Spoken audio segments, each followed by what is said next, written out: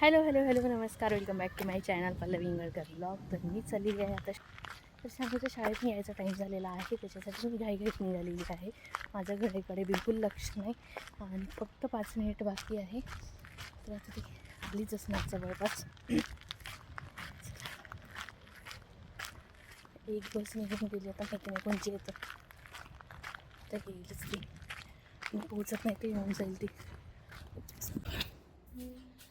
तर मंडळी मी इथे पोहोचतच नाही, तर शानूची बस येऊन गेली होती. बरं झाली पटापट पळत गेली, तर नाहीतर तिला कसं हे एवढं मोठी बॅगमध्ये एवढे पुस्तकं राहते ना आजकाल मुलांच्या, तर ते तेवढं पाठीवर ओझं घेते ना, आपल्यालाच विचित्र वाटते. धावपळ करत गेली. कधी कधी ती बिचारी येऊन पण जाते बॅग घेऊन, कधी कधी म्हणजे समजा तिथे जायसाठी वेळ वगैरे झाला ना, तर कधी कधी ती येऊन पण जाते. पण तेच मग तिचं ते बॅग वगैरे घेऊन, एवढी मोठी बॅग घेऊन पर्यंत येणं किती जड होऊन जाते ते. तर चला मग मंडळी, आता मी तिला जेवायला वगैरे देऊन देते. मंडळी, काल जे मी तुम्हाला कळी दाखवली होती ना, आज फूल उगवलेलं आहे आणि बघा किती मोठं फूल आहे. आणि तर जमिनीत लावण्याचा हाच एक फायदा असतो की झाडांना छान एक मोकळी तर झाडांना एक मोकळी जागा भेटून जाते आणि छान मस्त असे फुलं झाले, फळं झाले तर अशी छान लागतात. आणि कुंडीमध्ये तेवढे काही म्हणजे त्याची साईज जी आहे ती छोटी असते. आणि त्याचसोबत आपल्या इथे आज छान मस्त असे रेन लिली पण लागलेले आहे. हे बघा किती सगळे, आणि एवढे सगळे फुलं जर तुम्हाला रेन लिलीमध्ये पाहिजे असेल ना, तर त्यासाठी ना याची जी कटिंग करावी लागते आणि 2-3 दिवसात तुम्हाला हे असे सगळे फुलं दिसणार. तर पूर्ण पानं जे आहे ते मी कट केले होते. आता हे फुलं आणि हे सुद्धा फुलं चिमल्यानंतर पुन्हा कटिंग करणार मी, कारण की आता पावसाळ्यामध्येच याला छान मस्त अशी फुलं लागतात. तर बघू शकता किती छान अशी फुलं लागलेली आहे. तर पाहता पाहता तिच्या ट्युशनची वेळ कधी होऊन गेली माहीतही नाही पडलं. पटकन तयारी वगैरे केली आणि नेऊन दिलं तिला, कारण की तिचे पप्पा काही आता आहे नाही सध्या घरी, तर मलाच नेऊन द्यावं लागणार आहे. तर तिला ट्युशनला वगैरे नेऊन दिलं. तर मंडळी, आज तर जास्त काही ब्लॉग शूट करणं झालं नाही, कारण की आज मला खूप जास्त थकल्यासारखं वाटत आहे. तर डोळे माझे दिसतच असेल, खूप जास्त मला झोप येत आहे. जास्त काही वाजलेलं नाही, 9 वाजलेले आहे. पण आज जर मी एकदम पहाटे उठले ना 5:30 वाजता, तर तेव्हापासूनची जागी आहे. तर मला आता खूप जास्त झोप येत आहे आणि रात्री पण माझी व्यवस्थित काही झोप झालेली नाही. तर आता मला खूप जास्त झोप येत आहे. तर मी आता करते आराम, भेटते तुम्हाला याच ब्लॉगमध्ये सकाळी. तर कंटिन्यू राहा. हॅलो, गुड मॉर्निंग, नमस्कार. तर आज ना मला इतका जास्त वेळ झालेला उठायसाठी की तरी पण मी पटापट सगळं आवरून घेतलं. आणि आज छानला जास्त काय म्हणजे भाजी पोळी न देता पराठाच दिलेला आहे, कारण की वेळेच्या कमीमुळे. तर आता तिला मी पण तिचा टिफिन पॅक करून देते आणि तिच्या वेण्यासुद्धा घालायच्या आहे, तर ते पण घालून देते.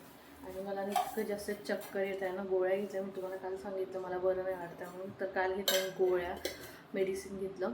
तर मला ना असं चक्कर येत आहे, चक्कर असं मला फिरल्यासारखं लागत आहे जागच्या जागी. असं मला पापणी जरी अशी खाली पाडली ना, तरी असं गोल गोल फिरल्यासारखं लागत आहे. मला चला सगळ्याला मी पटकन तिच्या वेण्या घालून देते पटापट. मला वाटलं नव्हतं की एवढ्या कमी वेळात म्हणजे 15 मिनिटात हे सगळं आम्ही आवरलेलं आहे, सगळं केलेलं आहे. आणि मेन म्हणजे ती नाश्ता करूनसुद्धा चाललेली आहे. तर त्या गोष्टीचं मला खूप चांगलं वाटत आहे. नाहीतर विचार करत होती की आज पाठवू की नाही पाठवू म्हणून.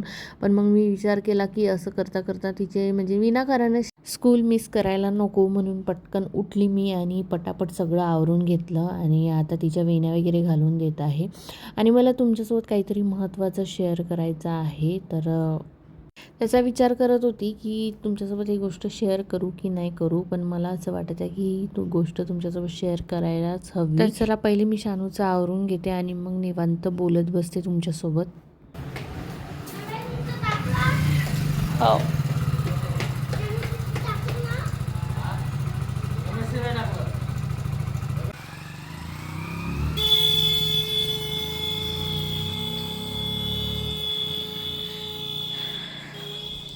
Bye bye. तर मंडळी, मला तुमच्यासोबत काहीतरी शेअर करायचं आहे जे की खूप जास्त महत्त्वाचं आहे. तर कालपासून आमचं ना थोडंसं म्हणजे हे होतं, कारण की माझे बाबाचे मावस भाऊ आहे, त्यांची डेथ झाली, काल रात्रीच झाली. तर रात्री मला वाटते 12-1 वाजता वगैरे काहीतरी टायमिंग असणार.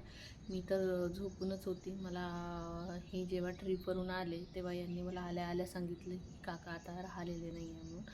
तर झालं असं, मला सांगायचं ह्याच्यासाठी होतं कारण की ते होते कॅन्सर पेशंट आणि माझ्या जवळपासच्या नातेवाईकांमध्ये आतापर्यंत हे 4 पेशंट झालेले आहे कॅन्सरचे. आणि कॅन्सर हा इतका जास्त वाढलेला आहे, कॉमन झाल्यासारखा झालेला आहे. कॅन्सर, हार्ट अटॅक खूप जास्त कॉमन झाल्यासारखं झालेलं आहे. आजकालचं एकतर आपण खाण्यापिण्याकडं तर आपलं खाणंपिणं चांगलं नाही आहे, ते एकदम औषधीवालं वगैरे आहे.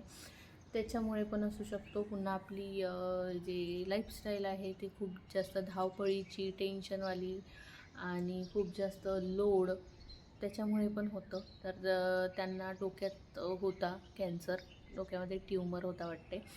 तर झालं असं होतं की त्यांना आधी त्यांचा डोळा दुखायचा, डोळा दुखत होता, डोकं दुखत होतं, कधी कधी ताप आल्यासारखं वाटत होतं.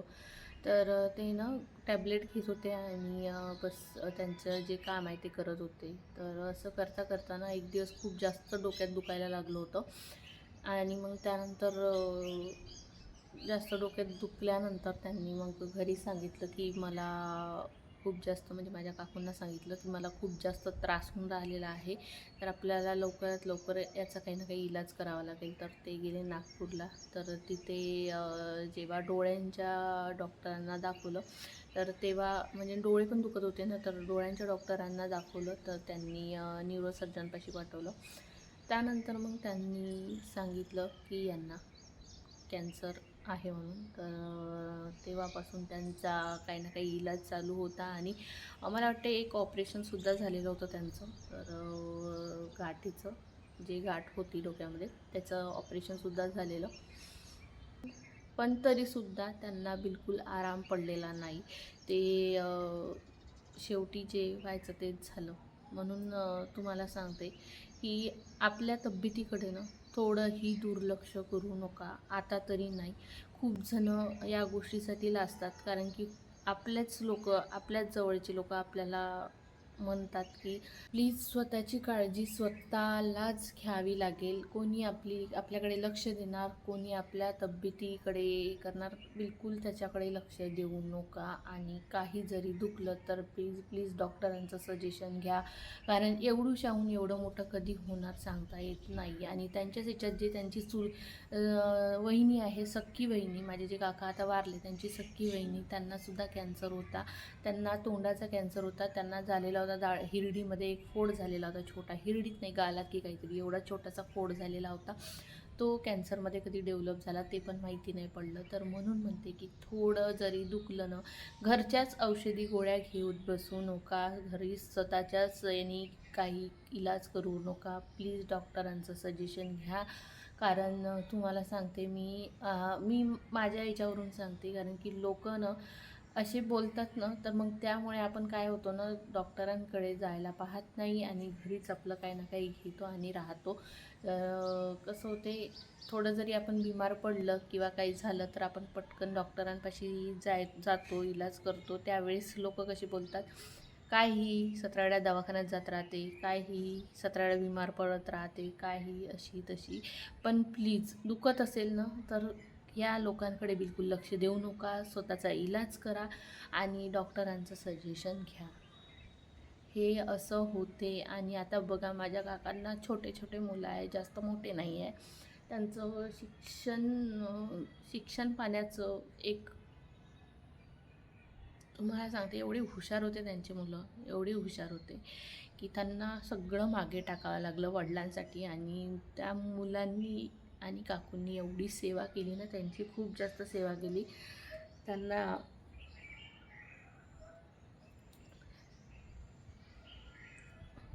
त्या मुलांचं शिक्षण पण राहिलं या सगळ्या गोष्टींमुळे. आणि त्याचं तर खूप जास्त टेन्शन घेतलं होतं काकांनी, खूप जास्त. जेव्हा मी गेली होती ना, तर तेव्हा त्यांनी मला एकच म्हटलेलं की माझ्यामुळे माझ्या मुलांचा लॉस होत आहे म्हणून. आणि खरंच त्यांचा लॉस तर झालाच, पण आता काय करू शकतो ना, इलाज नसते यावेळेस. अशा कंडिशनमध्ये कुठल्याही गोष्टीचा इलाज नसतो. आणि खूप जास्त जे झालं ते खूप जास्त बेकार झालं. तर आता बघू जाऊ. माझे आई बाबा, माझे काका काकू, लिकू अक्षू तर म्हणजे सारखेच तिथे जात राहायचे.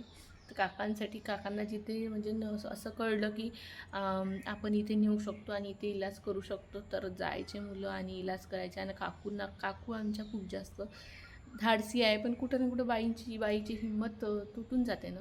काकूंनी खूप खूप सेवा केली त्यांची. आणि मी जेव्हा गेली होती ना त्यांच्याकडे, तर मला असं वाटत नव्हतं की इथे कॅन्सर पेशंट आहे म्हणून. एकदम अगदी घर स्वच्छ, काकांना पण व्यवस्थित ठेवलं होतं त्यांनी. आणि पण आता एवढं सगळं करूनही हातात गोष्ट राहिली नाही. आणि शेवटी जे व्हायचं तेच झालं. म्हणून मला फक्त सांगायचं तात्पर्य हेच आहे की प्लीज थोडं जरी तुमचं दुखलं ना, तर प्लीज डॉक्टरांना सांगा, डॉक्टरांचं सजेशन घ्या, इलाज करा. कारण की आयुष्य हे एकचदा येते आणि थोडंफार असलं तर आटोक्यात येतो, नाहीतर मग जास्त झाल्यावर आपण काहीच करू शकत नाही. आपण मिडल क्लास फॅमिलीतले लोक काहीच करू शकत नाही. ज्याच्यापाशी पैसा आहे तो काहीही करू शकतो.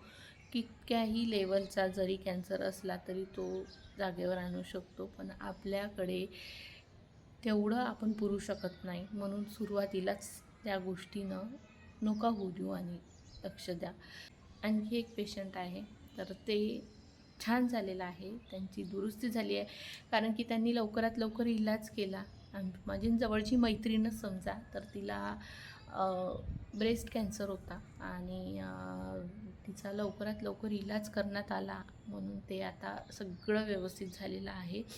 तर या गोष्टींचा ना लवकरात लवकर इलाज झाला ना, तर काही ना काही आपण करू शकतो. पण थोडा जरी वेळ झाला, शेवटी काय आहे ना, कॅन्सर झाल्यानंतर आपली लाईफ खूप जास्त चेंज होऊन जाते. आणि एक जे आपण आता सध्या बिंदास म्हणजे आता जे आपण खाऊ पिऊ शकतो किंवा आपली जे लाईफस्टाईल आहे ते त्यामध्ये पूर्णपणे फरक पडून जातो. म्हणून सांगते की थोडंसं काळजीपूर्वक राहा आणि बस, बाकी तर काही नाही. आता मी पटकन लवकरात लवकर मी माझी तयारी करते आणि जाते. आणि 11 वाजेपर्यंत मयत आहे, तर पटापट तयारी करते आणि निघते. शानूला पाहायसाठी करण आहे आणि बाकी तर काही नाही. तर चला मग मंडळी, माझं फक्त तुम्हाला हेच सांगायचं होतं की प्लीज या सगळ्या गोष्टींकडे लक्ष द्या म्हणून. तर माझ्या आजच्या ब्लॉगला इथेच संपवते. भेटूया उद्याच्या ब्लॉगमध्ये. तोपर्यंत बाय बाय. प्लीज काळजी घ्या.